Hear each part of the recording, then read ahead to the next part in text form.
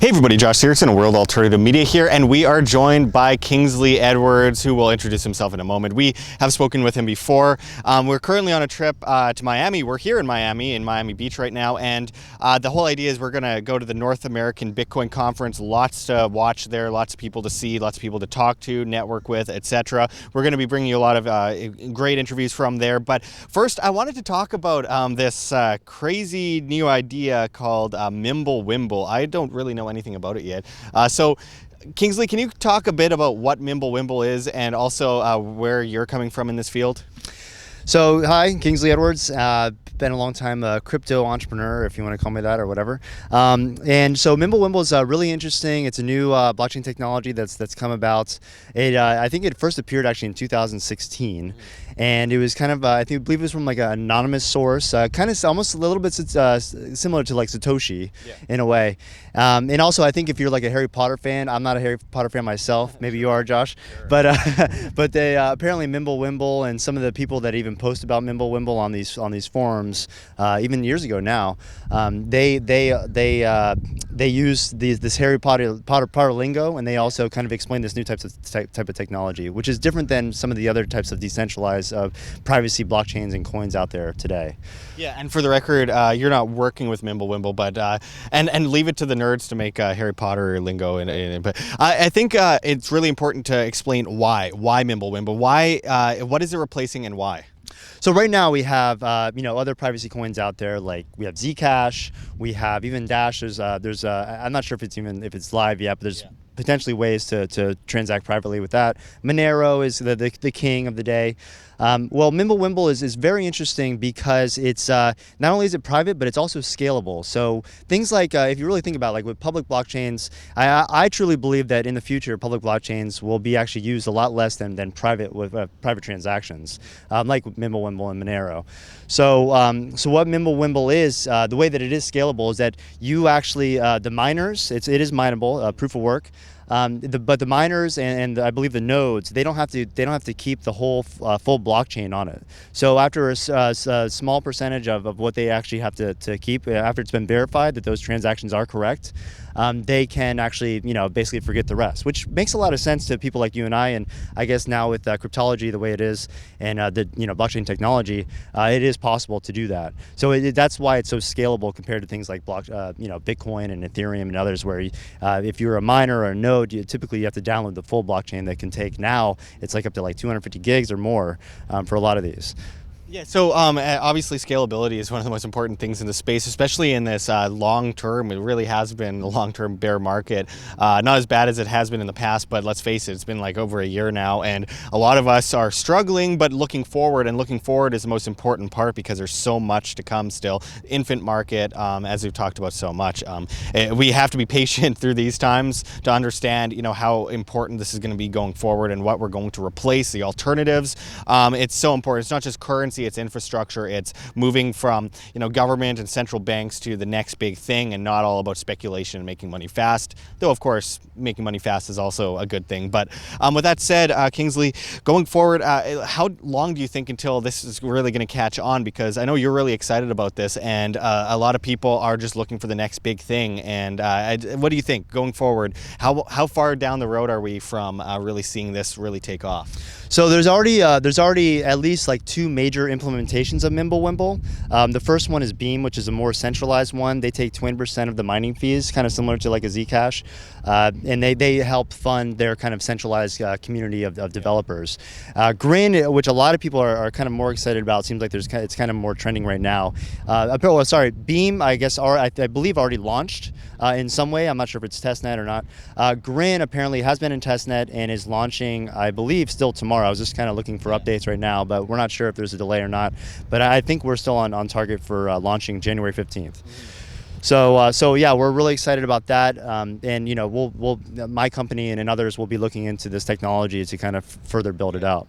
And as we've kind of gone into before in a past video, I wanted to kind of ask you a bit about how you got into the blockchain community, because obviously it's been quite a while for you. You've seen things adapt and change over the years to quite a great extent, and most of the space right now, they got in like 2017, right? And many in 2018, poor people, but they got in rather recently because it's only really started to go mainstream in recent days. But you've been in for quite a few years. Can you kind of go into how you found out about cryptocurrency and blockchain infrastructure, technology, and that kind of stuff, and how you got into it?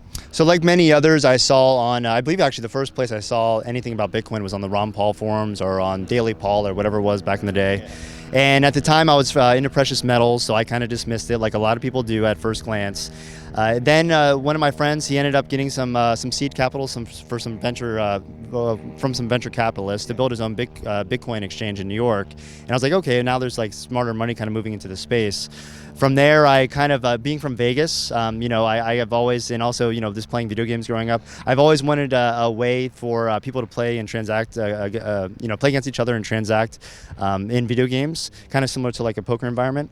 So I developed a platform back in 2013. We raised some money from, investors like Tim Draper and other well-known people.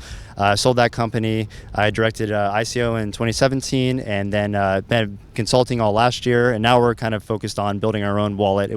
We will be paying attention to a lot of the privacy coins, so that's kind of going to be kind of the trend going forward, and we're trying to get ahead of that trend. That's a huge part of the industry. I mean, there's two sides to that. Obviously, the transparency, radical transparency, as someone like Dan Larimer says it, is important for self-governance, and then there's a privacy factor, which is important for not, I don't know, I'm not even going to go into the reasons why, but for multiple reasons, a multitude of reasons, you don't want to get extorted, all that kind of thing. And, with the crazy regulations that are completely unenforceable for the most part, these privacy coins kind of cement that. They say, well, look, no matter how much the government tries to run this industry down, co-opt it, steal people's money, etc., it's not going to work out long term when it comes down to it. There's so many people in cryptocurrency, so many people in blockchain. China has tried to restrict it from this side and that side, but still such a huge amount of people in China are still using cryptocurrencies regardless of what the government does. And it's the same thing as, FDR seizing the gold. Well, how many people really just gave up their gold and said, yes, please take it? I know most families in the United States held on to their gold over those years and didn't just go to the government and say, here, take my gold and extort me and steal my, precious metals. So I think it's rather unenforceable, and I think this is an evolution that's happening that's really just changing the world, the face of the world, infrastructure, industry, everything you could think of, money, video games, I mean, you name it. It's quite incredible, and we're just on like the cusp of this massive new generation of not just monetary powers, but just everything you could think of. I think we've talked with countless people at this point that give different alternatives to not just government, and different ideas from the government, different forms of government, from, even guaranteed basic income, where instead of getting extorted, you have this automatic payment system and everything. And it's an interesting idea, everything from different forms of internet technologies and all that. So I just think this is a brilliant thing that we're watching in front of us, and we're seeing that take place in Venezuela and places like Argentina as well. So as we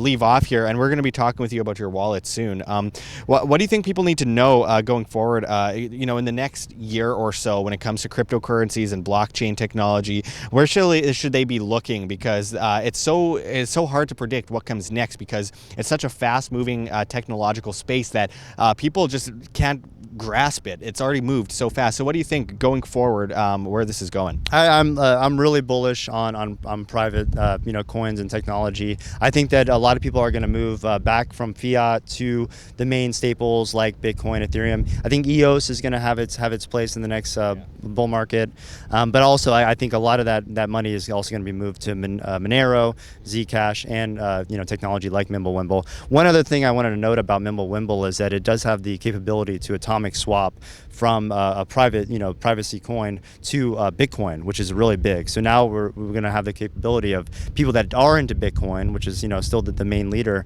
to be able to transact freely from one to the other to a private coin. And then you have kind of the best of both worlds, where if you need a public blockchain for certain things, then you can deal with it there. But if you need to buy a coffee, there's no reason for these things to be publicly available to everybody.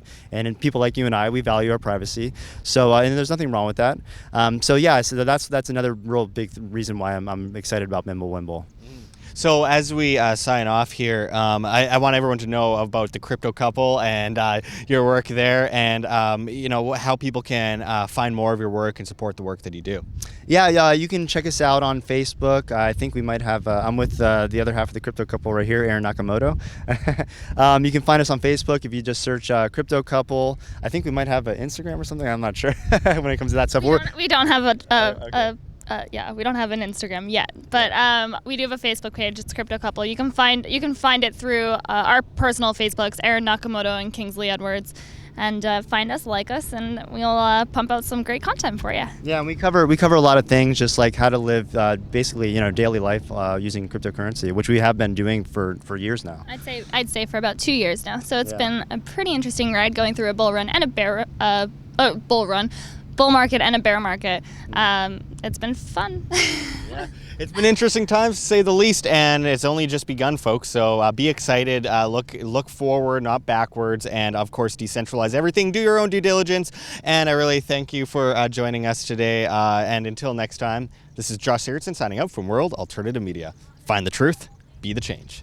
Like what you see here, OM? Don't forget to check the links below. GoFundMe, Patreon. We can't do it without you. Any donation is very much appreciated, especially as we are so vastly demonetized and censored on YouTube, as these guys come in and flag all of our content as hate speech. Also, check out our Bitcoin address below, as well as on the screen for you to scan if you please.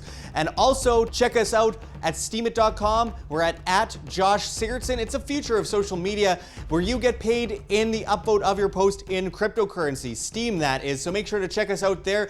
Make sure to join us at Anarchapulco 2019 with people like Ron Paul, G. Edward Griffin, of course, Jeff Berwick, Vid Jedlicka.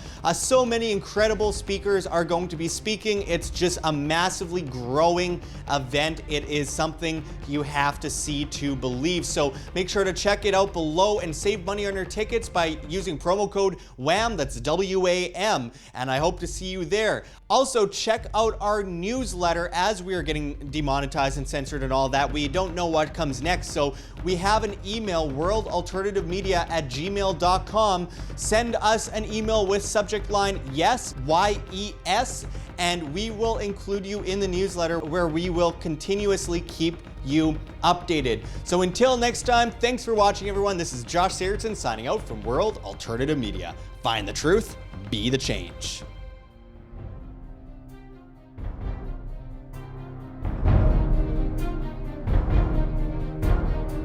I'm sure you have already changed people's minds in your young age because you're involved, and I like that.